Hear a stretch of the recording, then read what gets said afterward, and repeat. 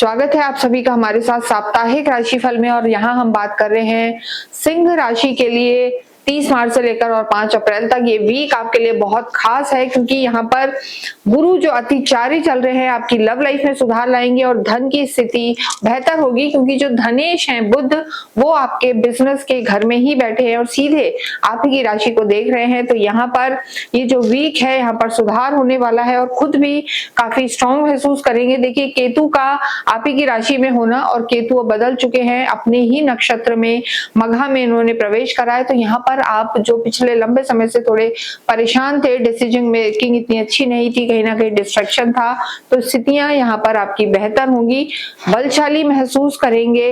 लेकिन देखिए जो इस वीक की अगर हम बात करें तो जो मंगल आपके भाग्येश हैं, भाग्य के स्वामी है, सुख भाव के स्वामी हैं, उनका भी परिवर्तन हो रहा है। मंगल अभी चल रहे थे कुंभ में और ये प्रवेश कर जाएंगे अष्टम में। अष्टम भाव में मंगल का जाना कहीं ना कहीं कोई विवाद अगर प्रॉपर्टी को लेके चल रहा था तो वो थोड़ा सा बढ़ सकता है, एंसेस्ट्रल प्रॉपर्टी को लेके झगड़ा हो सकता है, इस चीज का आपको ध्यान रखना है। साथ ही मंगल अगर आपके रिश्ते सही रहते हैं तो यहाँ पर आपको भूमि पुत्र मंगल भूमि से लाभ भी करवा सकते हैं।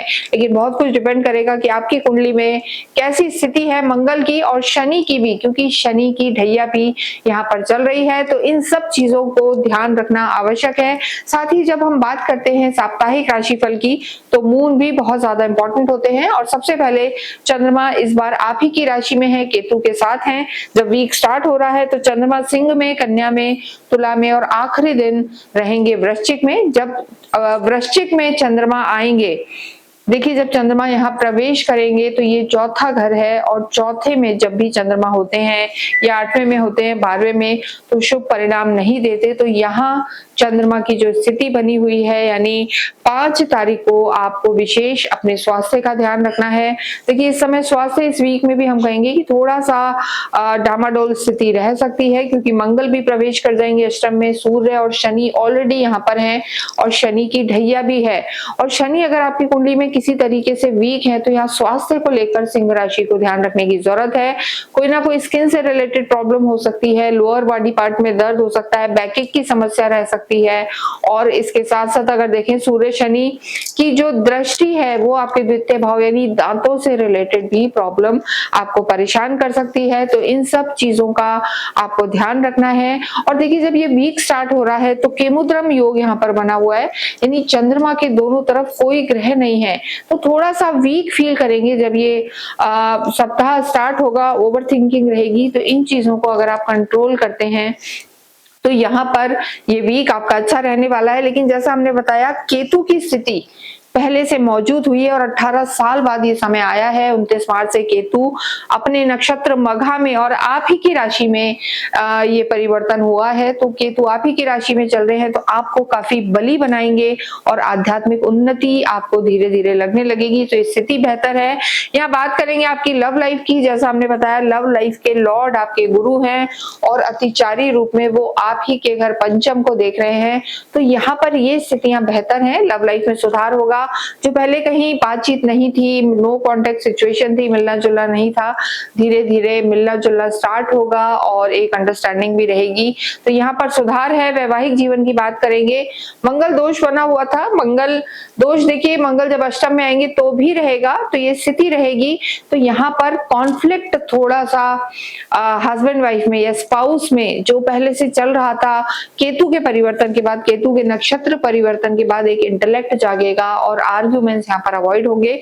तो वैवाहिक जीवन में समय सुधरेगा।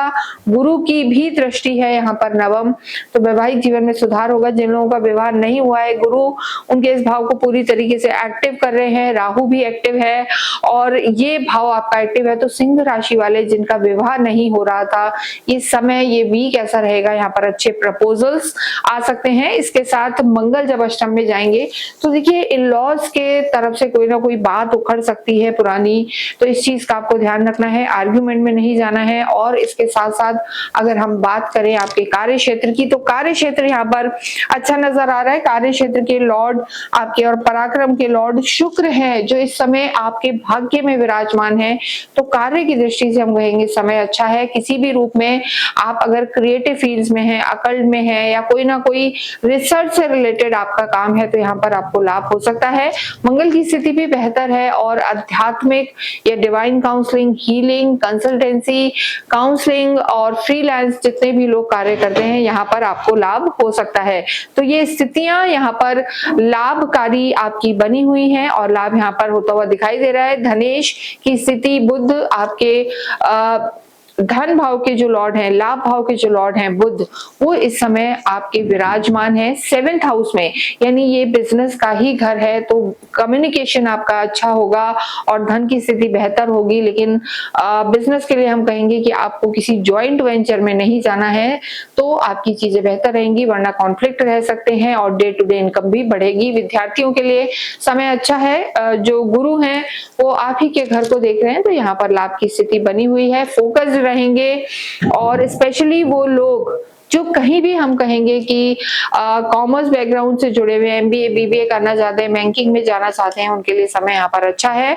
इसके साथ ही ओवरऑल अगर हम देखें आध्यात्मिक आप रहेंगे। गुरु आपके लाभ भाव में है, 11वें भाव में है और दृष्टि दे रहे हैं 3रे भाव में, और उसके साथ साथ त्रिकोण पर भी उनकी दृष्टि है सीधे। तो धर्म यहाँ पर बढ़ेगा, अध्यात्म बढ़ेगा, सात्विक बुद्धि रहेगी, दान पुण्य करेंगे। और अगर आपको ऐसा लगता है कि कहीं असहाय लोगों को अन्न की जरूरत है, तो आप अवश्य दें, या किसी असहाय जो कन्या है उसके विवाह में आप इस समय दान पुण्य अवश्य करें, तो वो आपके लिए भी अच्छा होगा। और चैरिटी करना इस समय आपके लिए बहुत बहुत अच्छा रहने वाला है।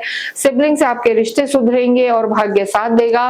और जैसा हमने कहा है कि 2 तारीख के बाद मंगल जरूर परिवर्तित हो जाएंगे, यानी जो भाग्येश हैं आपके अष्टम में प्रवेश कर जाएंगे, शनि मंगल साथ आएंगे। तो थोड़ा सा धीमापन इस वीक के एंड में आपको महसूस हो सकता है, क्योंकि देखिए मंगल भाग्येश हैं और भाग्येश का अष्टम में जाना स्लो डाउन यहाँ पर रह सकता है। तो इन सब चीजों का ध्यान रखें। जितना हो हनुमान चालीसा का पाठ करें। शनिवार के दिन अवश्य शनि मंदिर जाएं और सूर्य को जल आप अवश्य चढ़ाएं। गायत्री मंत्र का पाठ आप सुबह के समय अवश्य करें। इससे आपका जो भाग्येश है वो मजबूत होंगे, आपके राशि स्वामी मजबूत होंगे और रुके हुए काम बनेंगे। इसके साथ ही इस वीडियो को मैं समाप्त करते हैं। कमेंट बॉक्स में ओम सूर्याय नमः, ओम भास्कराय नमः लिखें।